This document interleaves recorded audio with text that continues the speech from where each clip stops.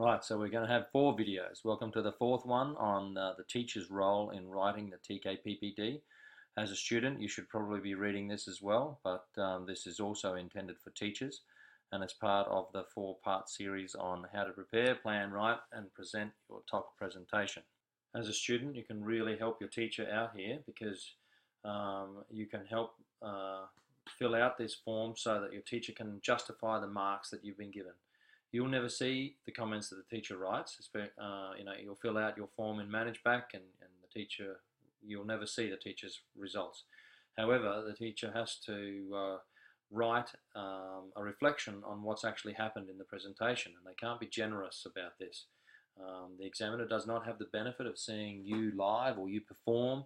They're only going to see what you write about. And so if you don't write what happened and write it well, then you won't do well.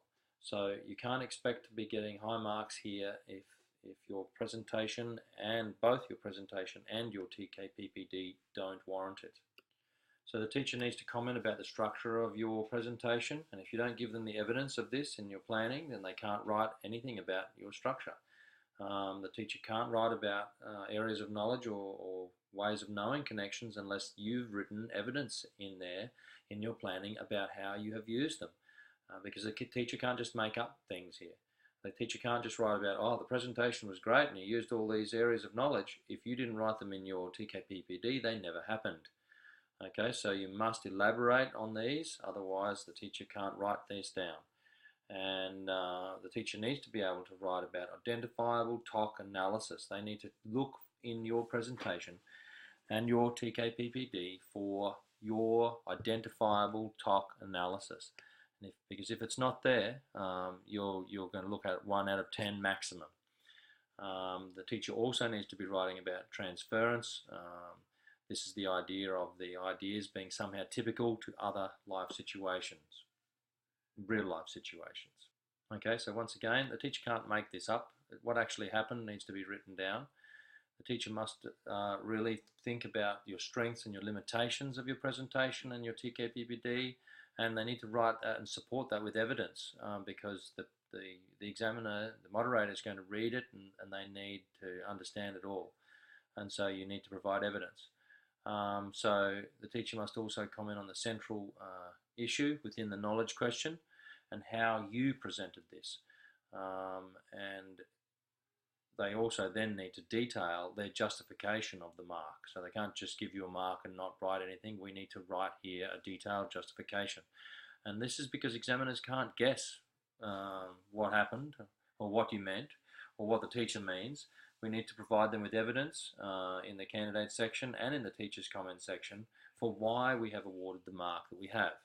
So I made up a bit of a checklist here for teachers, and if we look at this while we're making our teacher comments and while we're actually marking and making our comments, it might help a little bit. So we really need to be writing about what actually happened and how it was structured, what connections were made, the central issues as we've spoken about. Has there been a flow and clarity of TOC analysis? Okay, have the people shown how their argument was developed?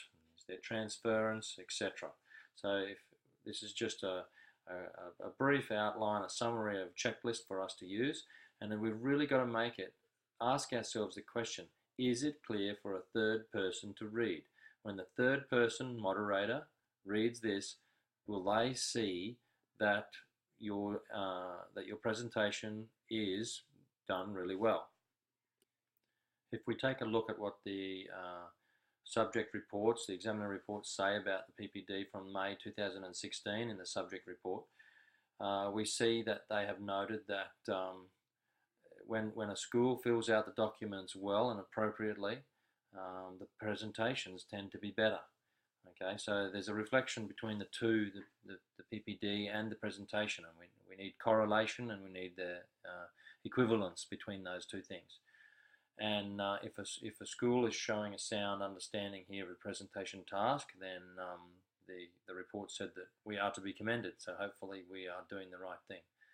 But they also listed a couple of really important matters of concern, and that is that high marks for the presentations can't be given if the TKPPD shows little or no evidence. Okay, we have to remember that we are marking both of the things.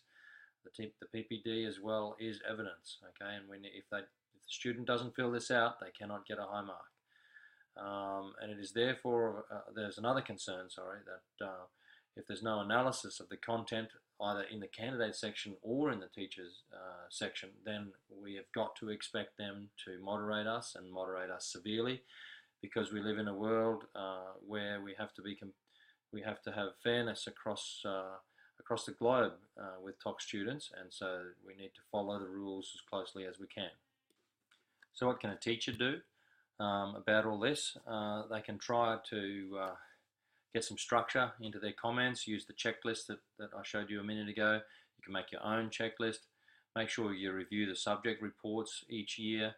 Make sure you don't, if we look at this first point, merely describe the presentation step by step. We need to justify the marks that we've awarded. We need to check over the moderation result each time it comes back to our school. We need to try and moderate internally as much as and often as we can. Have a couple of people marking, etc. And we need to make sure that if a student doesn't hand in the PPD at the presentation, that they know they're going to get a 0 or maybe a 1, and this will mean that we can put more emphasis on the writing of the TKPPD and therefore match the standard of the presentation with the standard of the PPD. Just to finish off, there's some final suggestions from the examiner feedback that I've sort of dragged out. And that's that hypothetical examples are almost never convincing, and that we should avoid them. And they're usually just used to support assertions, and it's not argumentative or strong enough. And that examiners really appreciate candidates who use examples that arise naturally from their own experiences. So in chemistry class, this happened, etc. Or in my art making, this happened. And candidates whose examples match those to be found on TOC websites and help sites, they're just way too common, and the examiners are going to be bored, and the students are going to really struggle to demonstrate here because they're just following a set thing that's been found on the internet. And so it's really important that we do the right thing, and that we clearly demonstrate that these ideas are ours, and that we've really struggled, and that our minds are agile, and that we've really tried to understand and use TOC as something that is going to help us to be really critical in our lives, and critical of situations, critical of information, critical of knowledge, and understand our world with it. So I hope this has been a helpful video to help everyone write their presentation and to mark the presentation, as well as to fill out their PPD.